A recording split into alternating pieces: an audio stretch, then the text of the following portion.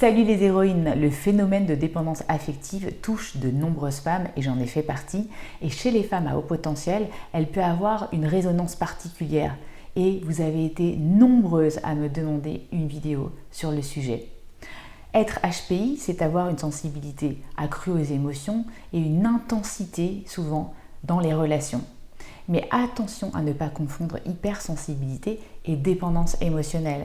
Certaines personnes ont même tendance à croire que sortir de la dépendance, c'est devenir insensible et ne plus avoir d'émotions. En fait, ces personnes confondent dépendance et attachement.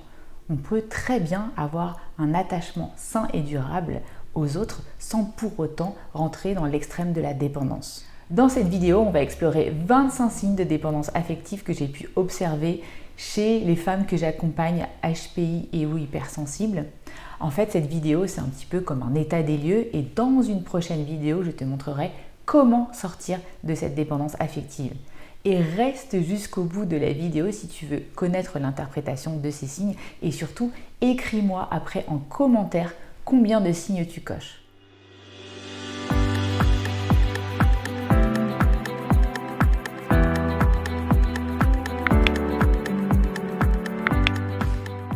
Alors en préambule, c'est important pour moi de te dire que la dépendance affective, c'est un sujet complexe, multifactoriel et qu'il est super important de te faire accompagner par un professionnel si tu te sens concerné. Je suis passée par là aussi et j'ai réussi à faire des pas de géant. Donc si je peux le faire, je sais que tu peux le faire aussi. Moi, je fais des thérapies brèves de minimum 3 séances avec des outils géniaux de coaching, PNL, etc., hypnose même, pour pouvoir t'aider à te sortir de cette dépendance affective. Si tu es intéressé pour commencer sur ce chemin avec moi, je te conseille d'abord de télécharger l'e-book gratuit qui se situe sous la vidéo qui s'appelle « Es-tu à ta place à ton plein potentiel ?» Ça va te permettre de compléter l'état des lieux qu'on fait aujourd'hui. Et ensuite, n'hésite pas à remplir le questionnaire qui s'appelle « Besoin d'aide » pour prendre un appel découverte avec moi et je te recontacte très rapidement. Premier signe, tu as une peur viscérale de te retrouver seule.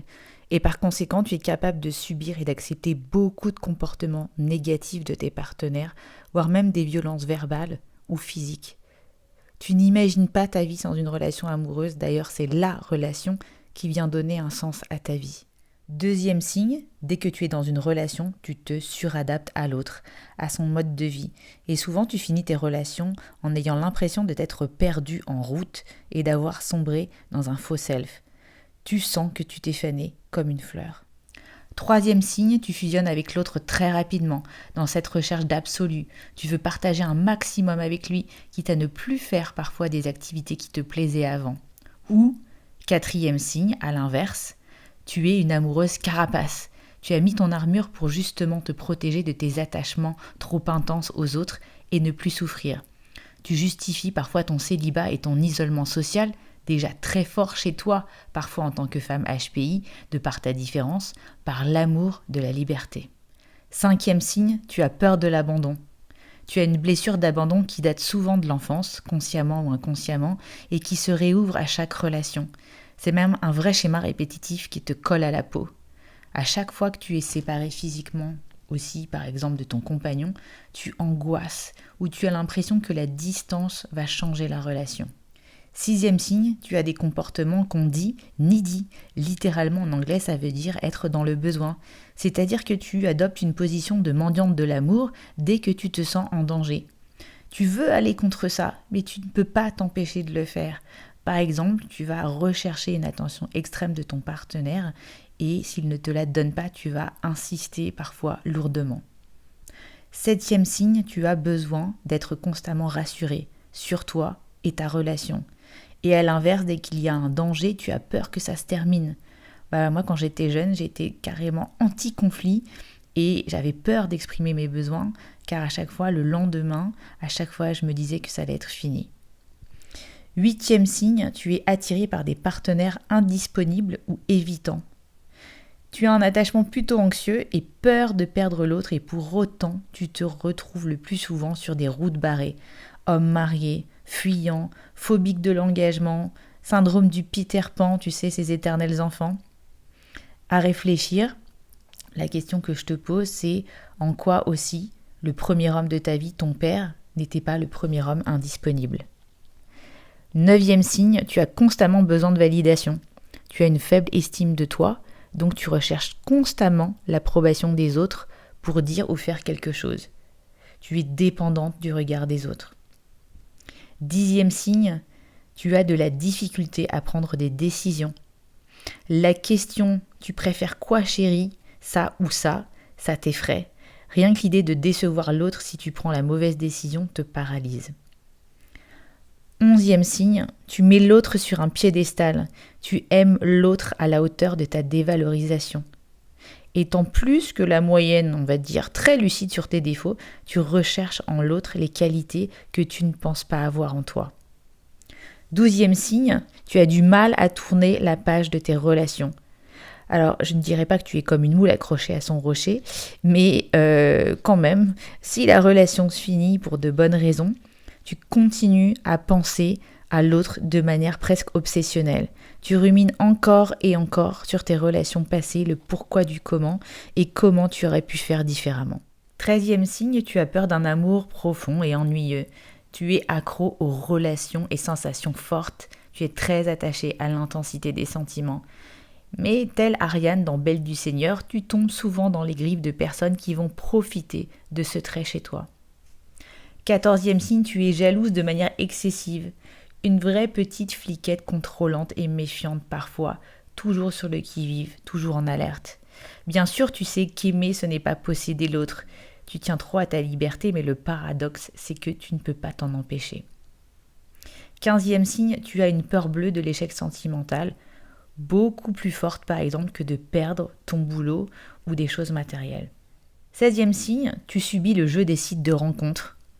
Au moindre ghosting, tu te demandes ce que tu as fait, ce que l'autre pense de toi, pourquoi l'autre ne veut pas de toi, au lieu de dire next. Chaque rencontre est obsessionnelle, tu te projettes très vite sans vraiment savoir si l'autre est fait pour toi. 17e signe, tu te sacrifies en permanence. Tu es une hyper-empathe à la base et tu ressens tout ce que l'autre ressent. Mais résultat, tu anticipes ses moindres désirs alors que l'autre ne t'a rien demandé. 18e signe, tu es souvent frustré car tu ne reçois pas à la hauteur de ce que tu donnes. Tu as l'impression que tu attends beaucoup de choses qui ne viennent jamais. 19e signe, tu dois être toujours parfaite. Tu penses que tu dois tout faire comme il faut pour être aimée. Et va voir d'ailleurs à ce sujet ma vidéo qui s'appelle « Arrête de vouloir plaire à tout le monde ». 20e signe, tu penses que tu es indispensable, au boulot, pour ton mari, pour tes enfants, mais que deviendrait ton entourage si tu n'étais pas là ? Tu es à l'aise dans ton rôle de la sauveuse. Et pareil, va voir ma vidéo sur ce sujet du syndrome de la sauveuse. 21e signe, tu appelles une fois par jour ou plusieurs fois par semaine au téléphone un membre de ta famille ou un ami. Et une entorse à ce rituel peut vraiment générer de l'appréhension d'un côté ou de l'autre. 22e signe, tu as des parents qui avaient un attachement très fort, assez fusionnel et qui se suffisaient à eux-mêmes, qui n'avaient pas beaucoup d'amis. Et tu sais ce qu'on dit, on répète ce qu'on a toujours vu. 23e signe, tu rêves souvent de situations où tu es rejeté dans un groupe, un véritable petit mouton noir. 24e signe, tu as peur de l'autonomie. Financière, émotionnelle, tu y aspires, mais au fond, tu en as très peur, car tu ne te valorises pas, tu ne te sens pas capable.